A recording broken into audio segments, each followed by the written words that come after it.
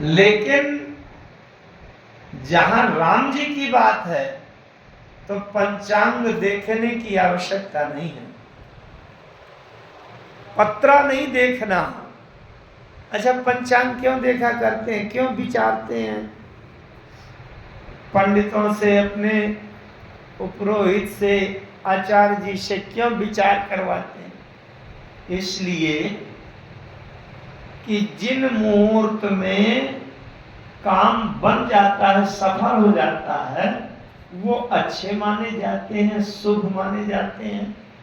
और जिन नक्षत्रों में काम बिगड़ जाता है वो ठीक नहीं माने जाते।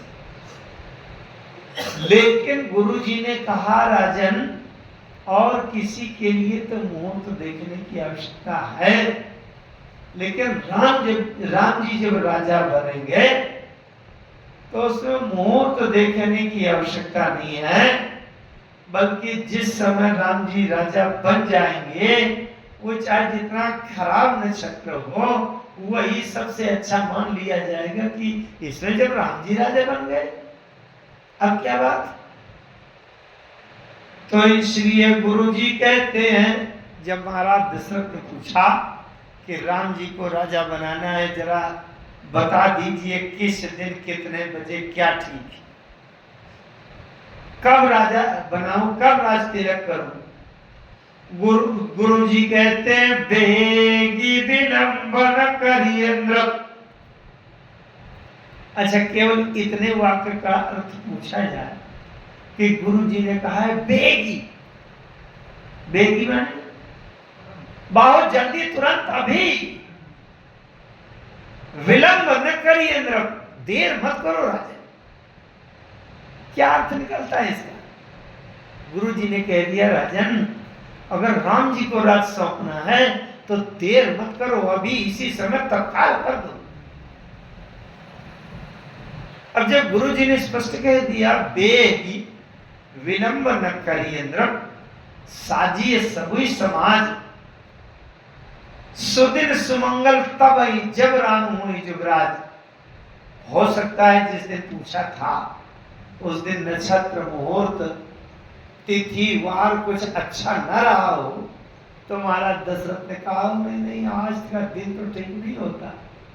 तो गुरु जी ने कहा, संशय मत करो, अरे जिस दिन राम जी राजा बन जाएंगे अपने आप शुभ दिन मान लिया जाएगा, शुभ घड़ी हो जाएगी, शुभ नक्षत्र हो जाएगा। गुरु जी ने जब इतना स्पष्ट कहा तो दशरथ जी के पास कल तक की गुंजाइश कैसे निकल आई, जो कहते हैं रामई देव काली युवराज, कल राम को युवराज दूंगा, ये कल तक की गुंजाइश कहां से निकल आई? गुरु जी ने कहा, बेगी मैंने तुरंत, तत्काल, अभी तो यही कर ही दो। अब कल तक की तो गुंजाइश नहीं है। तो महाराज दशरथ ने जो कह दिया, रामई देव काली युवराजु, कल राम को युवराज पद पर तिलक कर दूंगा, ये महाराज दशरथ की भूल है। एक कथा आती है, आपको बताऊंगा, हो सकता है आप लोगों ने न सुना हो इसको। लंका में जब रावण ने विभीषण को लात मार कर निकाल दिया और कह दिया कि मामापुर बसी तपसिन पर प्रीति, और सठ मिल जाई तिनहि कहुनीति, अवस कही कीने सी चरण प्रहारा, अनुज गहे पद बारहि बारा। ऐसा कह करके लात मार दी। विभीषण जी ने बार बार हाथ जोड़ा, चरण पकड़ा, लेकिन विभीषण जी समझ गए कि मुझे यहां से जाना चाहिए, चलना चाहिए। मानस में तो केवल इतना लिखा है कि विभीषण जी ने एक वाक्य कहा कि राम सत्य संकल्प सब सभा काल वस्तोरी, अब मैं रघुवीर शरण अब जाऊं देवजनी खोजी, अवश्य कही चला विभीषण जमहि। विभीषण चल दिए। लेकिन गोस्वामी जी की एक रचना है गीतावली। गीतावली रामायण में गोस्वामी जी महाराज लिखते हैं कि विभीषण ने सोचा कि जब अब हमेशा के लिए घर परिवार को छोड़कर जा रहा हूं, तो जितने अपने से बड़े बुजुर्ग हैं उनका आशीर्वाद, उनकी आज्ञा, उनका मत विचार भी साथ में लेता जाऊं। अच्छा, कोई काम किया अपने घर के बड़े बुजुर्गों से पूछ कर किया, तो कभी कोई बात बन बिगड़ भी जाए तो उसमें दोष नहीं आएगा, क्योंकि हमने तो पूछ लिया सबसे। कोई ये नहीं कह सकता कि तुमने ऐसा क्यों कर दिया। कह देंगे आपसे भी तो पूछा था, क्यों नहीं आपने मना कर दिया। तो विभीषण जी ने सोचा कि चलते चलते घर के बड़े बुजुर्गों से मिलता चलूं। तो सबसे महत्वपूर्ण एक पद होता है मां का। विभीषण जी ने सोचा कि मैं अपनी माता से मिलता चलूं। विभीषण जी मां के पास गए तो मां ने कहा, पुत्र विभीषण क्या बात है। विभीषण जी ने बताया, माता जी रावण ने मुझे लात मार कर निकाल दिया है और मैं राम जी की शरण में जाने के लिए लंका से निकलकर चला आया हूं, राम जी की शरण में जा रहा हूं। विभीषण जी की माता कैकसी ने कहा कि पुत्र राम जी की शरण में जा रहे हो, ये तो बहुत अच्छी बात है, लेकिन अगर कोई बात कहकर उसके बाद अगर मगर किंतु परंतु लेकिन यदि ऐसा कुछ कह दिया जाए तो इसका मतलब पहले कही गई बात का खंडन करेंगे। वही हुआ। विभीषण जी ने जब कहा कि राम जी की शरण में जा रहा, तो विभीषण जी की माता जी ने कहा, पुत्र विभीषण कैकसी ने कहा कि राम जी की शरण में जाना तो बहुत अच्छी बात है, लेकिन विभीषण जी समझ गए कि यहां से बात कर रही, अब लेकिन हो गया। परंतु अगर ऐसे संकट के समय में तो अपने बड़े भाई रावण का साथ देते तो और अच्छा होता। अब बताओ, राम जी की शरण जाने का जो समर्थन किया उसका कोई मतलब रह गया? कुछ नहीं। जब बाद में ये कह देना है कि इसी तरह के गिरे हुए फलों को उठा उठा कर खाओ, तो ये ठीक नहीं है। तो जब ये कह दिया इस प्रकार से, विभीषण जी ने सोचा कि माता जी ने ठीक नहीं कहा। अब विभीषण जी को संतुष्टि नहीं हुई। विभीषण जी ने कहा कि फिर अभी हम जाते हैं ब्रह्मा जी से इस बात का निराकरण लेंगे कि क्या किया जाए। विभीषण जी जाने लगे।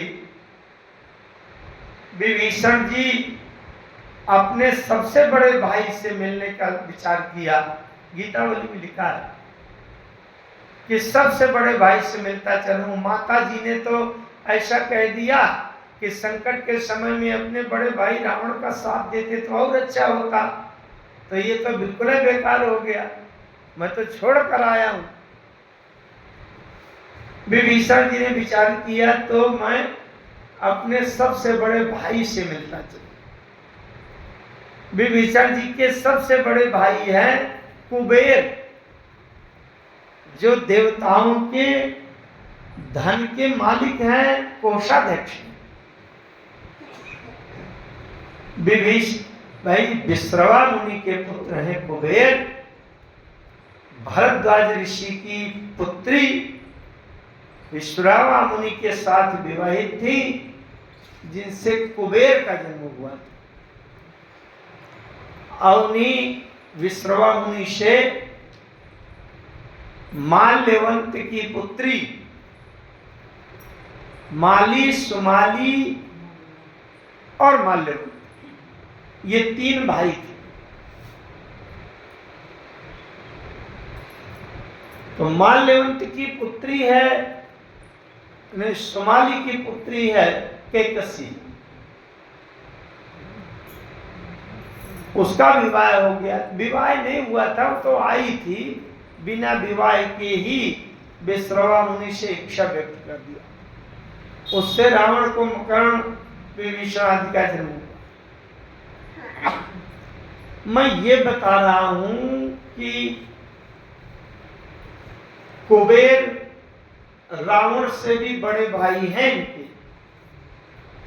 विभीषण जी ने सोचा कि चलते चलते मैं अपने सबसे बड़े भाई से मिलता चलूं, कुबेर जी से मिलता चलूं। आज जब विभीषण जी कुबेर जी के यहाँ मिलने के लिए गए, तो कुबेर के यहाँ भगवान शंकर आए थे उस समय मिलने। कभी कभी जाया करते थे, रामायण में बात आई भी है। एक बार शंकर जी कह रहे थे पार्वती जी से, जात रहे हो कुबेर गए रहे हो माँ कैलाश। तो जैसे विभीषण जी पहुंचे वैसे वहां शंकर जी आए हुए गए थे कुबेर जी से मिलने, और शंकर जी आए हुए। शंकर जी ने देखा, अरे विभीषण, तुम लंका में तो बड़ी तनावपूर्ण स्थिति है, तुम यहाँ कहाँ घूम रहे? विभीषण जी ने कहा, प्रभु लंका से निकलकर राम जी की शरण में जाने के लिए निकल आया हूं, पक्का करके, मन से बिल्कुल कंफर्म करके, पक्का। सोचा कि बड़े भैया से भी मिलता चलूं, उनकी भी सलाह लेता चलूं। लेकिन अब बड़े भैया कुबेर की बात क्या है, आप स्वयं त्रिलोकीनाथ हैं, इतने बड़े शंकर जी आप मिल गए, तो बस अब आप ही से आज्ञा ले लिया जाए, सलाह ले ली जाए, और हो गया। कुबेर आदि तो सब बहुत नीचे है। शंकर जी ने जब ये बात सुनी, तो शंकर जी ने बड़ी जोर से डांट दिया विभीषण जी को, मूर्ख कहीं के विभीषण। अरे विभीषण जी एकदम से झटक गए, मुझसे गलती क्या हो गई? विभीषण जी ने हाथ जोड़ा, शंकर जी को प्रणाम किया, बोले नाथ क्या गलती हो गई? शंकर जी ने कहा, अगर अभी गलती नहीं जान पाए हो तो तुम्हारे समान का मूर्ख इस सृष्टि में 3 लोक में नहीं है कोई। विभीषण जी ने कहा, भोलेनाथ मुझे अपनी गलती का आभास तो कराओ। बहुत ध्यान से समझना क्या गलती थी विभीषण जी की। भगवान शंकर ने कहा कि जब कभी हमारे जीवन में, हमारे मन में, हृदय में, बुद्धि में ये बात आ जाए कि मुझे राम जी की शरण में जाना है, तो राम जी की शरण में जाने की बात आने के बाद अगर कोई किसी से सलाह लेता है, ये सबसे बड़ी मूर्खता है। पता नहीं कौन कैसी सलाह दे दे और मन कब बदल जाए और राम जी की शरण जाने की प्लानिंग वहां कैंसिल हो जाए। तो ये सलाह लेना ये सबसे बड़ी मूर्खता है। राम की शरण जाए सुदिन नए रहे। राम जी की शरण जाने में इस संसार में किसी से सलाह नहीं लेना चाहिए, और कोई मना करे तो मानना नहीं चाहिए। अब कोई घड़ी, मुहूर्त, दिन, दिशा ये नहीं देखना चाहिए। अच्छा आज दिशा सोलह, आज न जाए तीर्थ यात्रा में राम जी की शरण में, और रात भर में मर गए, फिर क्या होगा? इसलिए भगवान शंकर ने मूर्ख इसीलिए कहा कि राम जी की शरण जाने में न तो किसी से सलाह लेना चाहिए और न कभी कहीं ठहरना चाहिए, न विचार करना चाहिए। महाराज दशरथ विचार करने के लिए कह रहे थे गुरु जी से, और ये स्थिति आई कि दशरथ जी के भावना के अनुसार राम जी का राज तिलक नहीं हो पाया। एक बात, एक कथा मुझे महाभारत की याद आ गई, आप लोग सुने। महाभारत में जब धर्मराज युधिष्ठिर राजा बन गए थे, कौरव पांडवों का युद्ध हो गया था, राजा बन गए थे, और धर्मराज युधिष्ठिर जैसा राजा, क्या कहना है, धर्म पुण्य का साम्राज्य बहुत अच्छा चल रहा है। एक दिन एक ब्राह्मण के मन में हुआ कि यज्ञ करवा दें, यज्ञ करवा दें, लेकिन यज्ञ में बहुत धन की आवश्यकता होती है। पंडितों के पास धन रखा कहाँ है, माला से काम चलाते हैं अपना, माल तो रहता नहीं है, माल नहीं है तो माला से। तो ब्राह्मण धर्मराज युधिष्ठिर के यहाँ एक राज्य में, राज्यसभा में, और कहा, राजन, आप जैसा धर्मवान राजा बड़े भाग्य से प्रजा को मिलता है, और हमारा विचार हुआ है हम ब्राह्मणों का कि यज्ञ किया जाए जो बहुत अच्छा शुभदायक है और बहुत आवश्यक है। यज्ञ करने का निश्चय हुआ और ये सोचा गया है कि अगर महाराज धर्मराज युधिष्ठिर कुछ धन दे दें, क्योंकि यज्ञ में बहुत धन की आवश्यकता होती, अगर आप धन दे दें तो धन की व्यवस्था हो जाएगी और यज्ञ अच्छे से हो जाएगा। बड़ी साधारण सी बात है। धर्मराज युधिष्ठिर ने सोचा कि चलो इनको दे दिया जाए, लेकिन ऐसा होता है कि मांगने वाले के अनुसार देने वाले की सुविधा भी आज नहीं ठीक है, कल के लिए कह दिया, कल दे दूंगा। जैसे हमारे पास कोई धार्मिक कार्य के बरार के लिए आवे कहे तो हम ये कह दे, मान लीजिए कि वह आज नहीं कल दे देंगे, तो समिति वाले बड़ी साधारण रूप में लौट कर वापस चले जाएंगे कि चलिए ठीक है, आज नहीं कल दे देंगे। अच्छा, कल दे देंगे। इसी भाव से धर्मराज युधिष्ठिर ने भी ये कह दिया कि अब आज नहीं कल दे देंगे।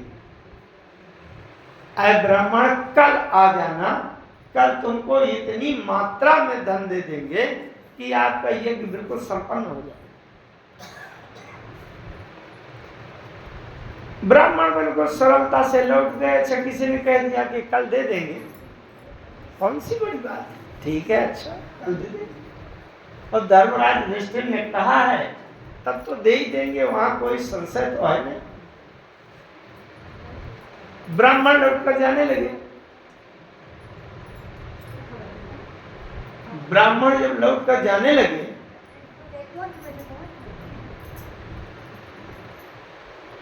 भीमसेन ने देखा, थोड़ा सा ध्यान से सुनो तो बात आएगी, इसका उद्देश्य क्या है। भीमसेन ने देखा तो भीमसेन ब्राह्मण के लौटने से पहले जल्दी से बाहर निकले राज दरबार में, राजद्वार में, और जल्दी से ढोल नगाड़ा वालों को बुलाया, तुरंत लो ढोल नगाड़ा बजाओ बड़ी जोर जोर से। आतिशबाजी छुटाने लगे, रुपया पैसा धन लुटाने लगे, जय जयकार होने लगी, और बस ये करके और फिर से भीतर आ गए और बाहर ढोल नगाड़ा बज रहे हैं, जय जयकार हो रही है, पटाखे छुड़ाए जा रहे हैं। धर्मराज युधिष्ठिर ने कहा, भीमसेन ये क्या हो रहा है बाहर, ये ढोल नगाड़ा और आतिशबाजी और ये क्या हो रहा है। धर्मराज युधिष्ठिर ने पूछा भीमसेन से क्या हो रहा। भीमसेन ने कहा महाराज ये विजय पर्व का उत्सव मनाया जा रहा है, विजय पर्व का उत्सव मनाया जा रहा है। बोले विजय, अरे युद्ध तो पहले बहुत पहले हो चुका था, अब विजय कहां से आ गई, ये पर्व का उत्सव कहां से हो गया, क्या हो गया। भीमसेन कहते हैं हमारे बड़े भैया महाराज धर्मराज युधिष्ठिर ने असंभव के ऊपर विजय पाई है। जिसके ऊपर विजय पाना असंभव होता है उनसे विजय पाई है। धर्मराज युधिष्ठिर ने कहा क्या मतलब। भीमसेन ने कहा महाराज काल के ऊपर आज तक कोई विजय नहीं प्राप्त कर सका। काल के ऊपर जो काल को जीत ले केवल आपने विजय पाई है। धर्मराज महाराज युधिष्ठिर ने कहा और सही ढंग से बताओ भाई बात क्या है, क्या कहना चाहते हो। भीमसेन ने कहा महाराज आपके अलावा पूरी सृष्टि में किसी को दावे से ये पता नहीं कि कल मैं जिंदा रहूंगा। केवल आप ने काल को जीत लिया होगा तो आपको पक्का पता है कि कल मैं जिंदा रहूंगा। इसीलिए उन ब्राह्मण को कहा है कि कल मैं यज्ञ के लिए धन दे दूंगा। इसका मतलब आपने काल को जीत लिया है, काल पर विजय पाई है, इसीलिए तो उसको कल के लिए बुलाया होगा। नहीं आपके अलावा किसको पता है कि कल मैं जिंदा बचूंगा। अरे इतना बड़ा यज्ञ कार्य, उसमें ऐसा धर्म करने का अवसर मिला है, पता नहीं कर प्राण रहे न रहे तो ये तुरंत देना चाहिए। अरे धर्मराज युधिष्ठिर को अपनी गलती अपनी भूल का आभास हो गया और धर्मराज युधिष्ठिर ने उन ब्राह्मण को तुरंत बुलाया। तुरंत जाओ जाओ जल्दी बुलाओ ब्राह्मण को। बुला के लाया गया। तुरंत कहा खजाना खोलिए, अपने कोषाध्यक्षों से, और कहा इनको इतना प्रचुर मात्रा में धन दे दीजिए कि इनका यज्ञ सफल हो जाए। इन कथाओं का मतलब क्या है। मतलब ये है पता नहीं अगले साल तक हम जिंदा रहते हैं कि नहीं। मेरा मतलब और कुछ नहीं है। सामान्य रूप से जैसे हर साल रहते थे वैसे रहेंगे, लेकिन आप याद करें पिछले साल और भी कुछ लोग तो थे जो इस साल धरती में नहीं है, संसार में नहीं है। कहीं हमारे हाथ से ये अवसर चूक न जाए कि इस साल अभी यहां बैठकर कथा सुन रहे हैं और अगले साल हमारे नाम में स्वर्गीय लिख जाए तो कथा सुन पाएंगे क्या। बाकी सांसारिक कार्य तो बने ही रहेंगे, कथा बार बार नहीं मिलेगी। एक संस्कृत की रामायण है अध्यात्म रामायण। उसमें शंकर भगवान ने पार्वती जी को राम कथा सुनाई। भगवान शंकर कहते हैं उमा जैसे पीपल के पत्ते की नोक में जल की बूंद लटक रही हो। आप लोग ये तो जानते हैं पीपल का पत्ता तो बड़ा होता है और नोक बहुत नीचे तक लटकती है और डंठल भी लंबा होता है। तो अगर जरा सा भी हवा चले, जरा सा किसी को अपने शरीर में आहट भी न मिले और जरा सा इसे हवा हिले तो सबसे पहले 50 पेड़ लगे हों दूसरे दूसरे, बरगद का लगा हो और कोई लगा हो, अमरूद का लगा हो, आम का लगा हो,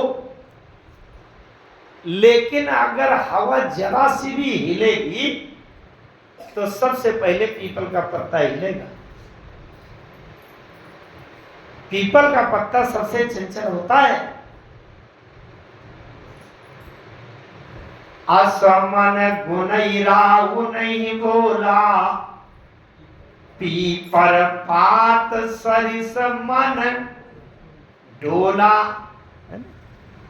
इसीलिए काकभूषुंडी जी जब साधना करते हैं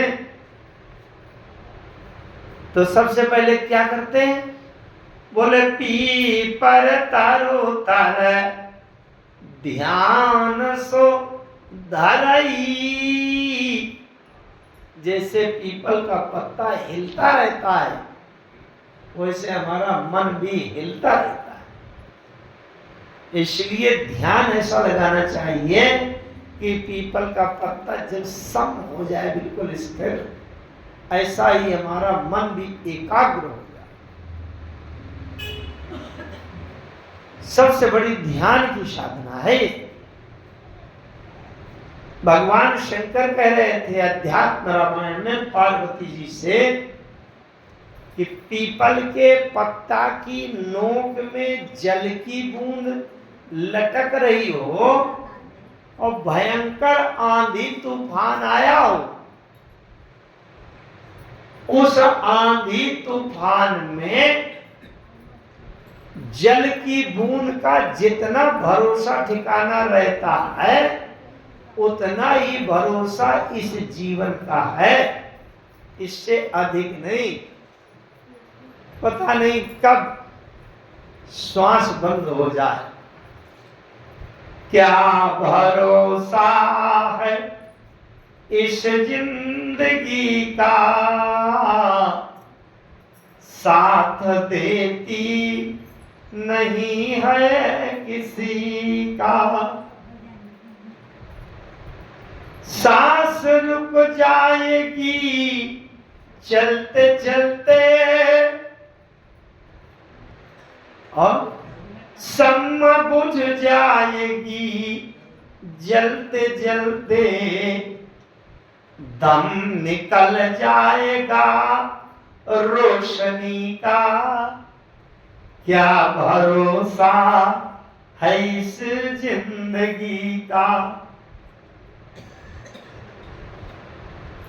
तात्पर्य ये है। और फिर मनुष्य के शरीर में अच्छा कुत्ता की मृत्यु हो जाए चलो अच्छा हुआ, सड़ा गला मांस खींच खींच कर खाता था। सांप मर जाए अच्छा हुआ, लोग जैसे ही देखते हैं लेके डंडा लाठी दौड़ पड़ते हैं, मारो मारो मारो सांप सांप। और किसी जीव की मृत्यु हो जाए ठीक हुआ। लेकिन ये बताओ आप, मनुष्य के जीवन में जितने दिन का समय है इस शरीर में, जितने दिन का समय है उसके एक एक क्षण को सार्थक कर लें, पता नहीं कब अंतिम श्वास हो जाए। भगवान कृष्ण ने अर्जुन से बात कही। भगवान कहते हैं अंतकाले च मामेव स्मरन् मुक्त्वा कलेवरम्। जो अंतकाल में मेरा स्मरण करके शरीर छोड़ता है वो मुझको ही प्राप्त होता है। अर्जुन ने पूछा भगवान ये तो बहुत सरल बता दिया आपने, अच्छा ये कैसे पता चलेगा कि अंतकाल है तो हम आपका स्मरण कर ले जल्दी से। भगवान ने कहा वैसे अंतकाल के लक्षण तो पता चल जाते हैं। क्या? बोले बाल पक गए, अंतकाल का संकेत हो रहा है, लेकिन हमने काली डाई ऐसे ओत लिया कि हमें अंतकाल समझ में ना आवे। दांत गिर गए, दूसरे दांत दूसरे लगा लिया। लेकिन फिर भगवान कृष्ण ने बहुत अच्छी बात कही। भगवान वासुदेव कहते हैं अर्जुन, जैसे ट्रेन आने को है, हम प्रतीक्षा में बैठे हैं और अभी तक टिकट नहीं लिया, ट्रेन आके खड़ी हो गई, फिर दौड़े टिकट लेने के लिए, तो ये समझदारी नहीं है। अरे ट्रेन आने के पहले हम टिकट लिए बैठे हैं, मेरे को तैयार, जैसे आएगी चढ़ जाएगी, तो ठीक है। भगवान वासुदेव कहते हैं अर्जुन, अंत काल में स्मरण करना है। तो एक काम करो, तुम इस शरीर से निकलने वाली प्रत्येक श्वास को अंतिम श्वास मान लो कि अब ये अंतिम श्वास से जा रही है, इसके बाद अच्छा ठिकाना है क्या कि अभी लौट के आएगी श्वास। तो प्रत्येक श्वास को अंतिम मानो और उसको अंतिम मान के मेरा स्मरण करते रहो। तो जब प्रत्येक श्वास को अंतिम मान के स्मरण करोगे तो जो भी श्वास अंतिम हो जाएगी हो जाए।